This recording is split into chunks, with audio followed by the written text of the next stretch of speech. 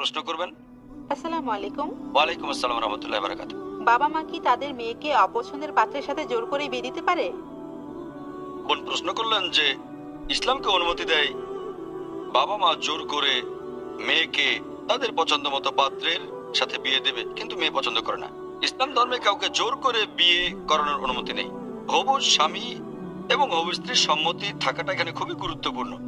স্বামী স্ত্রী দুজনেই, হবু স্বামী স্ত্রী দুজনেই বিয়েতে রাজি থাকবে, শুধুমাত্র তাহলে এই বিয়েকে আইন সিদ্ধ বলে ধরা হবে। বাবা মা সন্তানকে এই ব্যাপারে গাইড করতে পারেন, তারা মেয়েকে উপদেশ পরামর্শ দিতে পারেন, এটা ভালো। আর বাবা মা সাধারণত ভালো উপদেশই দেন, কিন্তু মেয়েটার যদি মনে হয় যে বাবা মা তার জন্য সঠিক জীবনসঙ্গী নির্বাচন করেনি, সে আরো ইসলামিক জীবনসঙ্গী চাচ্ছে, অথবা বাবা মা বলছে ইসলামিক ছেলেকে বিয়ে করো, মেয়েটা বলছে না আমি ইসলামিক ছেলে চাই না, আমি ধনী আর সুদর্শন চাই, ইসলামিক ছেলে আমার দরকার নেই, এরকম হলে বাবা মাই সঠিক। এক্ষেত্রে সওয়াব পাবেন বাবা মা, তারা মেয়েকে সরল পথে থাকার জন্য জোর করছে। তবে মেয়েটা যদি মনে করে বাবা মা একজন ধনী সুদর্শন ছেলে পছন্দ করেছে, কিন্তু সে চাচ্ছে ধার্মিক ছেলে, ধার্মিক স্বামী, এমন ক্ষেত্রে মেয়েটা সঠিক। দেখতে হবে কোন পক্ষ কোরআন সুন্নাহর পক্ষে আছে।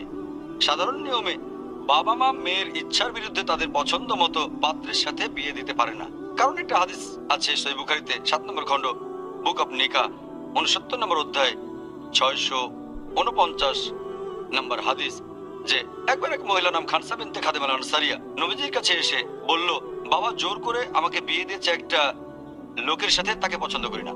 নবীজি বিয়েটা বাতিল করে দিলেন।